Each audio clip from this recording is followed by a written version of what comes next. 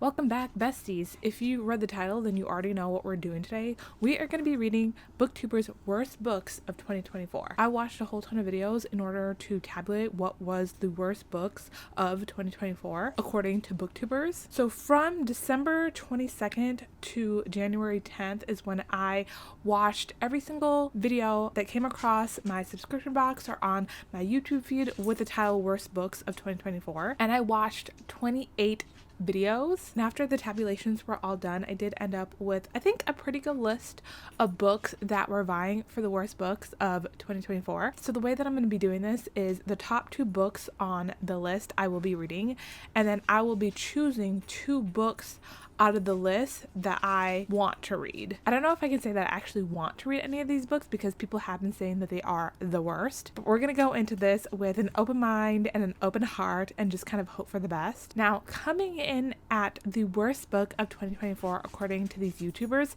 is The Familiar by Leigh Bardugo, and I had 5 people put this on their worst books of 2024. So that would be Book in Hand, The Book Mama, Gavin Reads It All, Eileen's Library, and Sid Bookworm. Now, The Familiar is a book that I never plan on picking up because I have not so good of a history with Leigh Bardugo. I tried reading the Grishaverse when that came out initially.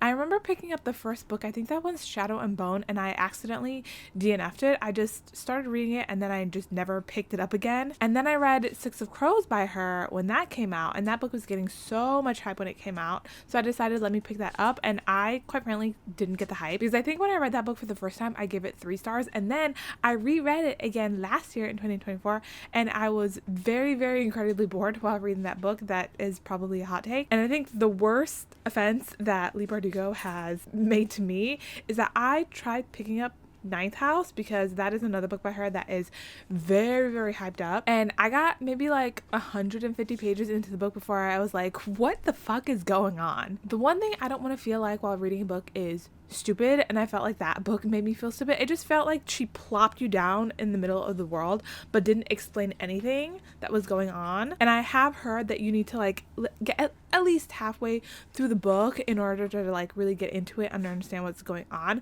But I'm like, if I have to read half of a book before I get to the better part of the book, like, why am I reading the book? So that was another DNF. Maybe my mind will change on that book at some point, but for right now it is a DNF.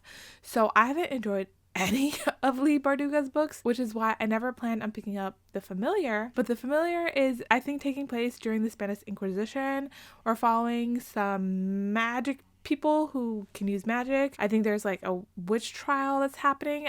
And vampires apparently. I'm not quite sure. I mean, I will say the cover of this book is like really beautiful, and I like that it has like black sprayed edges, but other than that, I'm just not really excited to read this book. And then the book that came in number 2 is The Age of Magical Overthinking by Amanda Montell. I have never read an Amanda Montell book. I have heard that her previous books, Cultish and Word Slut, are very, very good. And I think I put Word Slut on my TBR on Goodreads because that sounds very interesting to me and I want to get to that at some point. The only thing I know about Amanda Montell is that she grew up in a cult, and we had 4 people say that this was the worst book of 2024, and those 4 people are Jess Owens, Emily Fox, With Cindy, and Sid Bookworm. My hopes for this book is rock bottom because I don't read a lot of nonfiction, so that's making me a bit nervous to pick up this book. So just so you know, my hopes for The Familiar, given my history with Leigh Bardugo, in hell, absolutely in hell. And then this Amanda Montell book, also in the Earth's core. And then the next 2 books I'm gonna read, like I mentioned, is just gonna be what I'm calling Lexi's picks because these are just books that kind of spoke to me the way that people were describing them. The first one is None of This Is True by Lisa Jewell, and I picked this one because I own it. It's on my physical TBR back there somewhere, and so this is a book that I was gonna get to at some point, but I'm glad that I can use this video as an excuse to read this book. And 2 people put this on their worst list, so that would be The Book Mama and Books Like Whoa. This is a thriller book, and I don't really read a lot of like thriller these days, but I want to. So I believe that we're following 2 women who share the same birthday, and it has kind of like a stalker-esque vibe. That's kind of like what I got from the YouTubers who said this book was bad.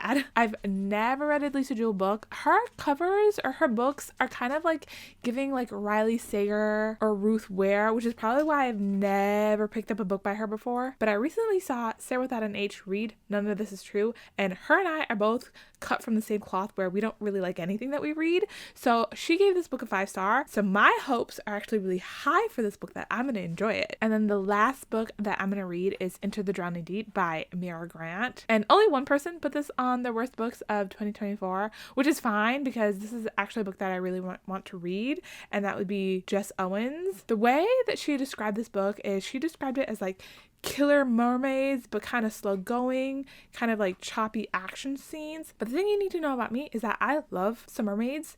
The Little Mermaid is my favorite movie of all time. I just have a deep connection in my soul with that book, the animated and I love the live action version. So you give me killer mermaids and a horror book and I'm sad. The only thing that concerns me about this book is that I have never read a Mira Grant, aka Sean McGuire book before. So I don't know if I'm going to enjoy her storytelling or her writing, but I'm excited to see. So why don't we just go ahead and get started with reading the books? And I think I'm going to start off with The Familiar because that has the most people who said that they didn't like it. Let's go ahead and get started.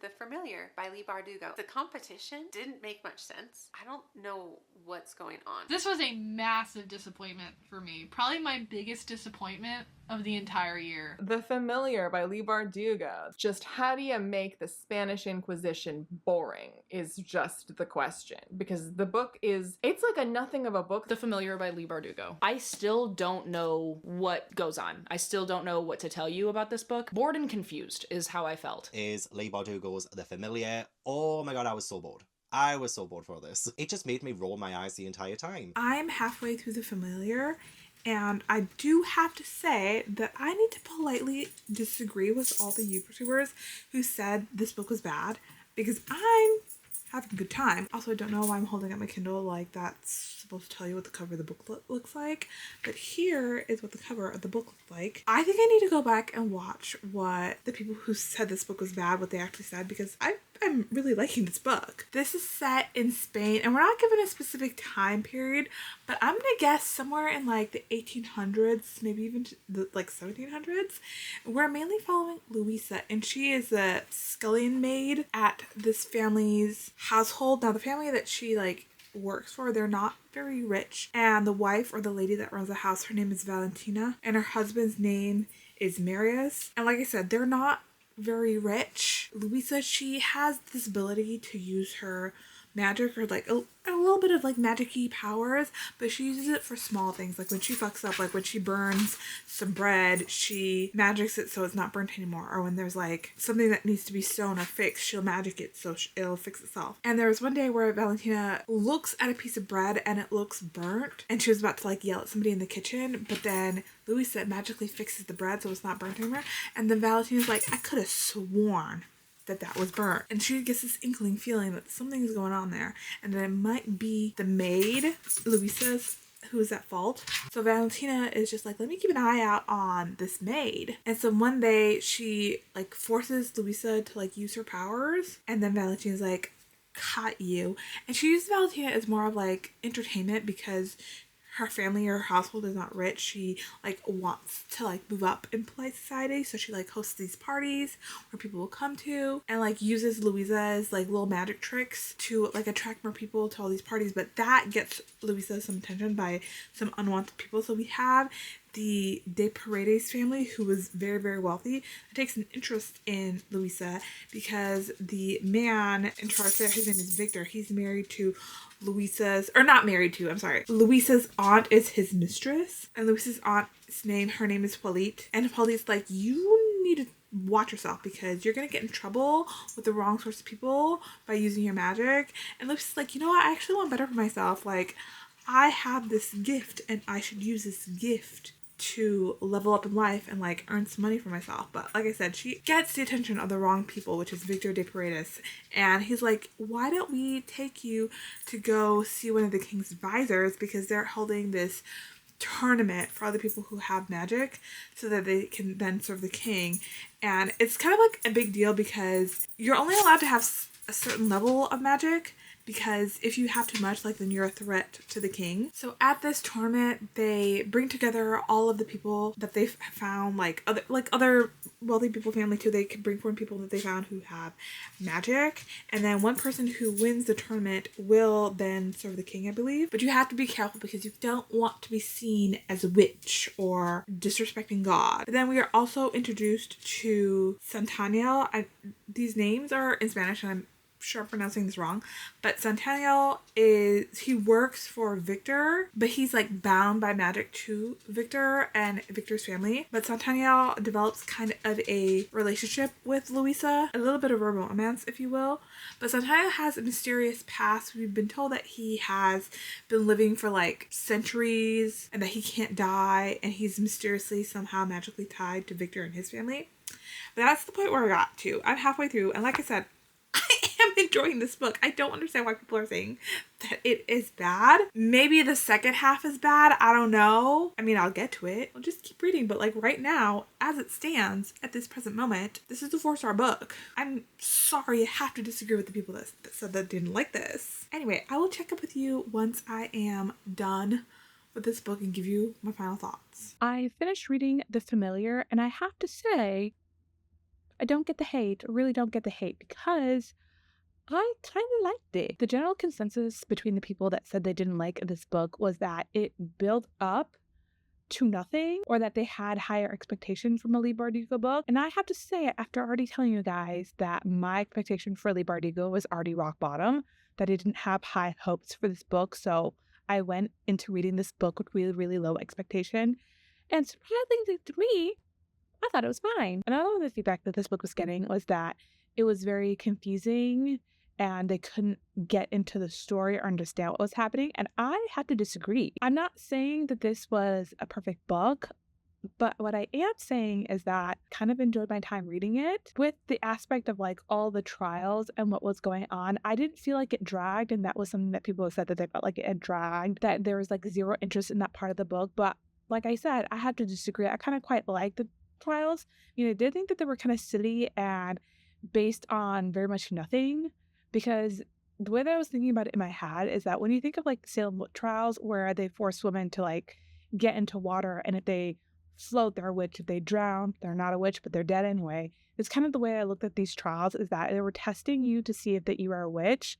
But either way, the trial is setting you up to fail at the end. And I did like the political intrigue, even though it was kind of confusing towards the end of the book of what was happening with like the king and the Perez guy. I was a little confused. Once the action started happening in this book, that's where I started to get confused towards the end. And I have to say, I didn't mind the romance between Santana and Louisa. Like, it was fine. Like, I have nothing to say about this book other than it was fine, and I kind of enjoyed my reading of it. I think I'm gonna land maybe a 3 or 4-star rating, because if I gave out half-star rating, this would be a 3.5, but I don't do that. And 4 seems a little bit too high for this book, so I'm gonna land on a 3-star rating. I didn't hate it. It was, like I said, it was just fine. So what we're gonna do is move on to the age of magical overthinking. I think that's the name of the book. It's very confusing to me. But the general consensus of this book is that it should have been more like a memoir than it is like a self-help or like advice type of book, and that Amanda Martell just gives you a big plate of nothing burger. So I'm excited to see if that is the case, given that I like The Familiar. I mean, my hopes for this Amanda Martell book is rock bottom, but it's been a while since I read like a nonfiction. I don't want to set my hopes high. They're kind of on the lower end, but we shall see. The audiobook for this is 6 hours, and I'm going to listen to it at 2 times speed, so it's really going to be 3 hours. So it doesn't feel like that much of a commitment to sit and read this book. So I probably won't update you when I'm halfway through there in the reading the book. I'm probably just going to update you once I'm done with the book. So we'll see. We'll be meeting back here shortly. Age of magical overthinking. Instead of having like a clear theme or a thesis to wrap the whole book around, this book was more like just a random disconnected string of pop psychology facts. The Magical Age of Overthinking by Miss Amanda Montell. The best cover for the worst book of the year. But at the end of every single like chapter or theory that she was trying to conceptualize, I quite literally would pause the audiobook and think, what did I even just listen to? I don't even know if I can rate it because I don't even know what I read. The Age of Magical Overthinking by Amanda Mondell. This is mismarketed. This is not historical. This is not a sociological, because it really is just about herself and her experiences. Every story goes back to her. The Age of Overthinking, because this is by far the worst nonfiction I have read this year. I don't care about your ex-boyfriend. I don't care about your current boyfriend. None of the essays were about overthinking. Nothing was about overthinking. At one point, it becomes clickbait. It becomes a money grab. I have finished reading The Age of Magical Overthinking. I think that's what the name of this book is.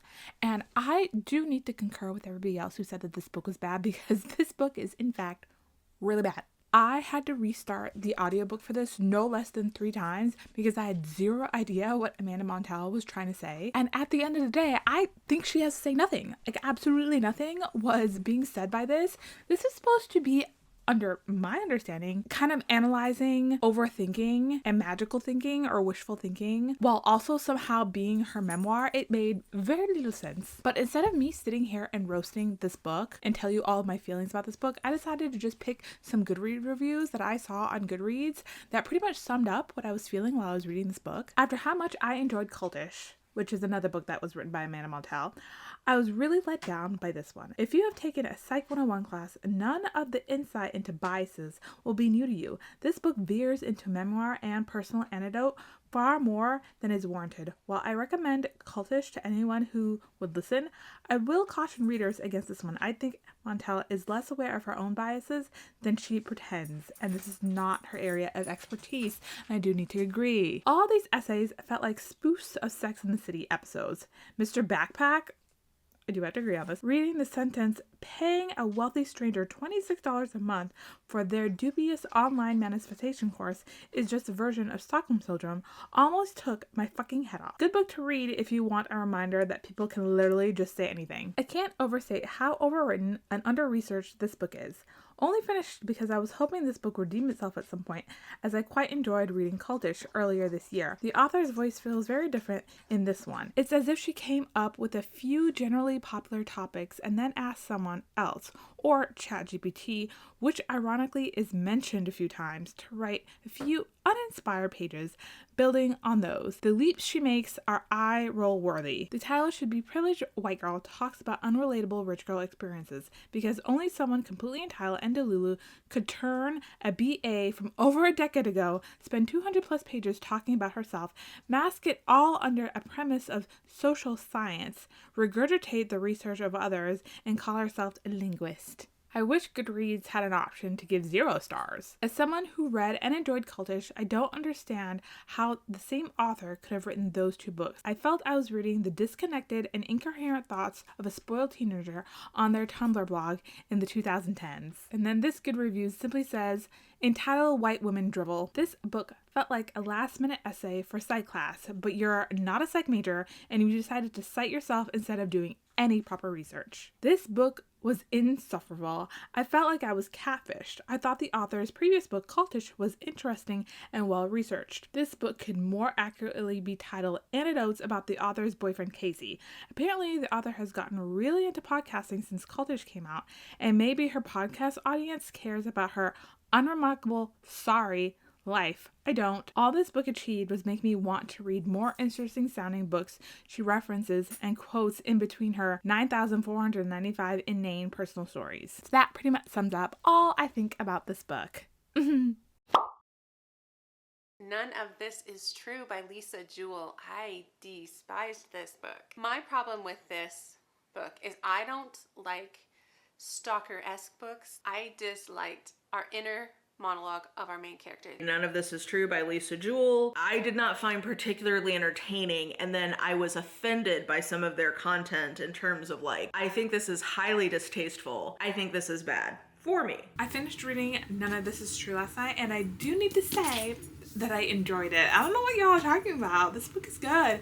I'm gonna give it 4 stars. So we're following 2 women. Josie and her husband are at this pub celebrating her 45th birthday. And then Alex and her husband is also there because it's also her 45th birthday. And Josie sees Alex and her friends and siblings and husband celebrating her 45th birthday. And she goes up to Alex and she's like, hey, I'm your birthday twin. We were born on the same day. And she kind of corners Alex in a little bit of a weird way. But Alex is this podcaster, and Josie tells Alex that I think that you might want to do a podcast about me because I have some interesting facts about me and in my life. And Alex is like, well, please tell me more. And it turns out that Josie's husband is like 70-ish years old and she's 45, meaning that she met him when she was a teenager and that he would have been, I think, maybe in his late 30s, early 40s when they met. And then Alex is like, interesting. And Josie's like, I'm planning to change my life and leave this circumstance.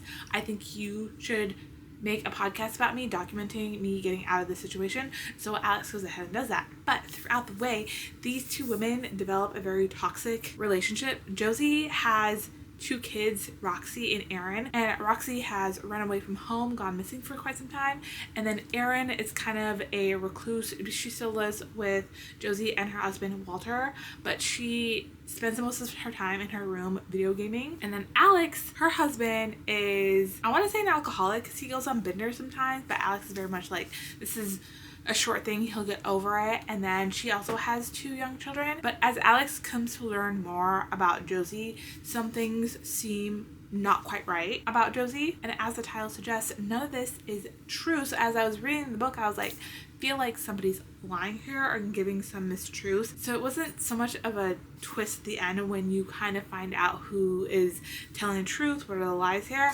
But in the last, I want to say like 50 pages of this book, or maybe even less than that, there was another little twist that I was like, interesting. This, I don't know if you would consider this like a domestic thriller or whatever, but it was so refreshing to read a thriller book where like the husband didn't do it. That's just a bit of a minor spoiler. It was just really refreshing to read something different on that end. So it is a 4-star because there was that additional twist at the end of the story that I kind of feel like they left open-ended, and when I would much rather have that been resolved. Sorry, the sun is now coming into my face, so let me just switch positions. There we go, much better. As I was saying, the ending was kind of left open-ended, I guess you could say, and I would have much preferred if they had kind of like closed that loop and wrapped it up, but it kind of leaves you believing like, okay, who is the mentally crazy one? Who's unstable? Like, what really happened in this family? And what I also enjoyed about this book is that it is a full cast and there is a podcast element and there is like sound effects and music when the podcast element would kind of come in. So I found out to be like a really nice touch in the audiobook. I definitely think this is one that you should read on audio and not physically read because I had such a good time listening to it on audio. But anywho's, I just cannot relate to the YouTubers that are saying that this book is bad. I really enjoyed it.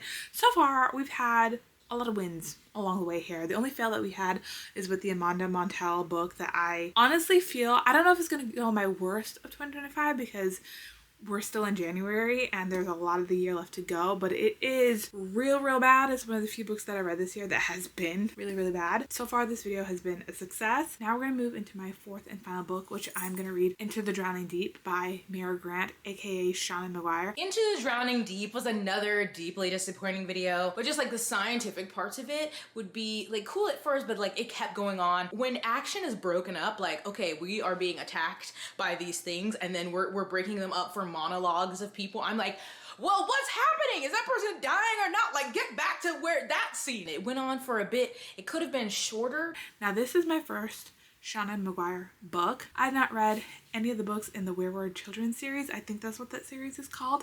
Never read a Shauna Maguire book. Never read a Mira Grant book, her pen name. So this is my first exploration of reading any of her works. And so I've already started Into the Drowning Deep and I'm on page 30 around then, and I do have to say that I am enjoying it so far. It's giving this eerie feel. So we are following Victoria, also named Tori. She is a grad like marine biologist student, and her sister Anne has gone missing or disappeared on this ship. There's this TV show called Imagine Network or something like that, or I think it's a TV channel where they sent Anne and a bunch of other people like camera crew, actors and actresses out on the ship near the Mariana Trench to make a mockumentary following like mermaids. It kind of reminds me, if you've ever seen that mockumentary that I think it came out on the Discovery Channel, where it really presented itself as like a real documentary about people who found evidence of mermaids. That's what it's kind of reminding me of. So Anne and this whole TV crew show, they went out to the Mariana Trench to film a mockumentary about mermaids, but then we're being hinted or told that they found some actual real mermaids on the way, and Tori is out to investigate. At least I think so, because I'm only 30 something pages into the book, but so far I'm really enjoying it. I'm really enjoying the writing. I guess I wouldn't say it's surprised, because I've never read a Mira Grant book and I've only heard good things about Shauna Maguire, so I'm really excited to have this be the first book of hers that I'm reading. But also, I don't read a lot of horror, again, and I don't even read a lot of thriller, so this could just be me new to the genre, just like loving everything that I'm reading right now. But I'm gonna get reading. I actually do have a lot of things that I need to do today.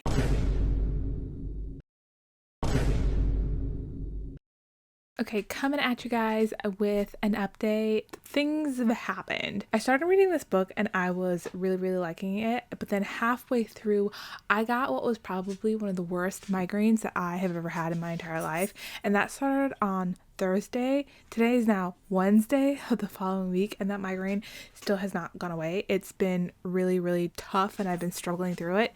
And also I had to go to the doctor's yesterday and I got some medical news that left me in shock. I'm not going to talk about it here. Maybe I'll make a different video about that. But anyways, I know that I'm not looking my best and my hair is looking a little bit greasy, but we're going to try to wrap up this video, because as I was reading Into the Drowning Deep, I got that really bad migraine and I started to associate this book with that migraine. So I put it down for a couple days and I almost didn't want to finish it. I kind of wanted to DNF it. I know I gave you a little kind of what the book was about in a previous clip, but I'm going to give you more about it right now. So we are following Tori, and she is like a marine biologist, but she specifically is looking into sounds that ocean creatures make, and her sister Anne is like an influencer or like host of a TV show or like an actress or whatever, and her sister Anne went on this ship called the Atargaris, which is managed by this network company called Imagine Network. I think that's what it's called. And Imagine Network intended to do like a mockumentary about mermaids, but along the way they believe that they found some actual mermaids, and everyone on the Atargaris passed away because of the mermaid attack. Okay, I know that sounds crazy, but just bear with me for a second. So years and years later, Tori fully believes that mermaids are real, and she is hell-bent on trying to find out what happened to her sister Anne and proving to worlds that mermaids are real.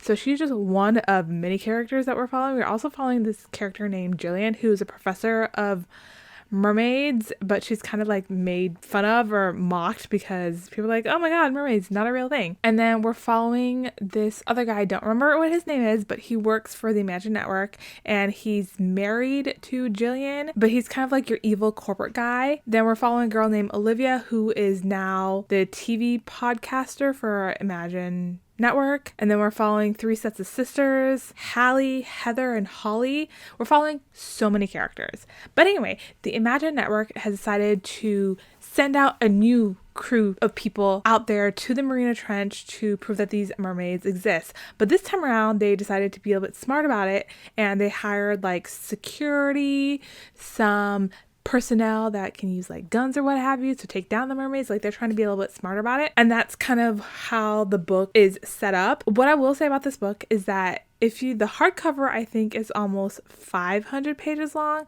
The Kindle version, which is what I read, was 600 pages long. And I'm going to say that this book was far too long. I think that you could have cut out 100 pages out of this book and it would have been a lot better. Because from like the first third of the book, I was with it. I was like, okay. But once you hit that middle point of the book, it was just like, when are the mermaids going to start to attack? Like, when are we going to get into the nitty-gritty horror part of the book? Because it just kept building and building and building.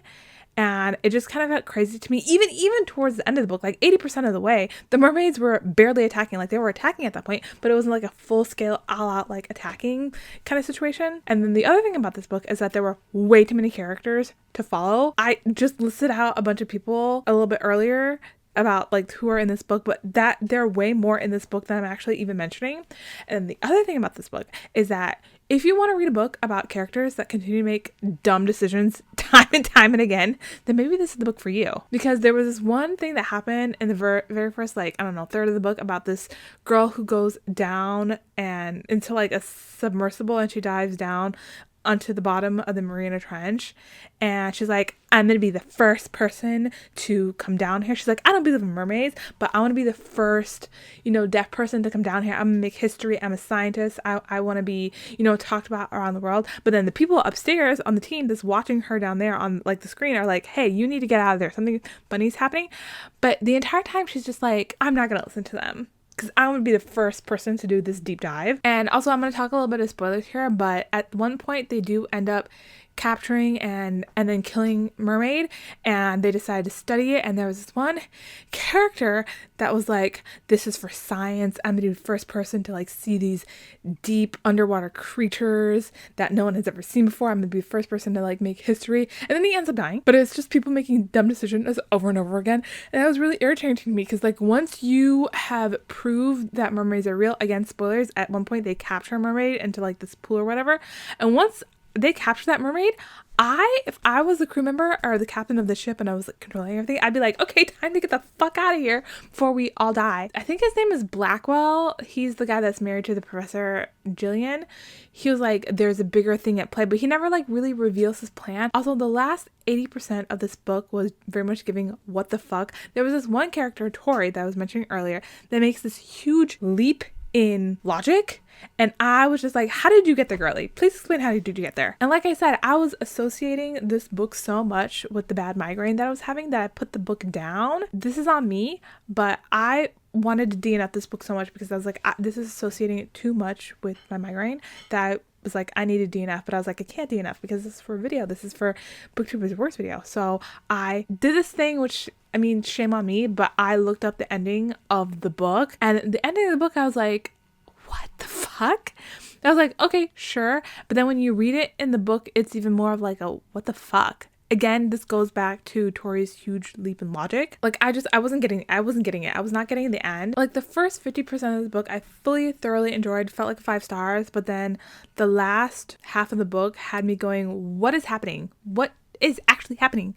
I think I'm gonna land on like a 3 stars, because I hate the second half of this book, but I love the first half of the book. So I feel like a 3 stars feels correct to me. So that's kind of where I am gonna land with my rating of this book. So let's just wrap up this video as a whole. I started out reading The Familiar. Now that I'm looking back, I'm like, is that really a 4-star book? Because I kind of want to give it a 3-star now. But I did enjoy the book, and it didn't leave me with any lingering hatred. So, you know what? It's a 4-star book. We're going to give that a 4-star book. The Age of Magical Overthink, that's a 1-star book. 1-star book for real, for sure. And then None of This Is True. I feel like that is 100% a 4-star book. I stand by that. That is probably the best book that I read out of the entirety of the 4 books that I had to read here. And then Into the Drowning Deep, I want to give it a 3-star, but more that I talk about it here, I feel like it's a 2-star. I don't know. I'm so sorry. I'm going to give it a 3 stars. I'm going to try to be nice. I'm going to give it a 3-star and be a generous person here. So we're going to give that one a 3 stars. Overall, to say that this wasn't horrible. Like, I didn't hate every single book that I read here that I was expecting that I was gonna hate. Totally loved None of This Is True. Really liked The Familiar. Shocker. And for the most part, I will have to be disagreeing with YouTubers that said they just like this book. I could kind of see where, I think it was Jess Owens was coming with her review of Into the Drowning Deep, because yeah, that book was far too long and it built up a lot of things and then it just kind of left you hanging. So anyways, I literally just looked at myself in the viewfinder and I don't think I have looked sicker ever in my entire life. I'm so sorry, but I'm so sorry, but I look so ugly and I look so sick right now because I have been feeling pretty unwell. But anyways, let's wrap up this video. I'm done. I'm so glad I did this video. Reading booktuber's best of 2024 should be coming soon. I don't know, because like I said, I am not feeling well. So I don't know if I might not post for a little bit or if I might switch up my content here and there and think about reading something else, but I'll let you know. You guys will know. But thank you for watching, and I really hope that you enjoyed this video. If you like this video, please give it a like, please subscribe, please comment below, and I will see you guys in another video next week. Bye!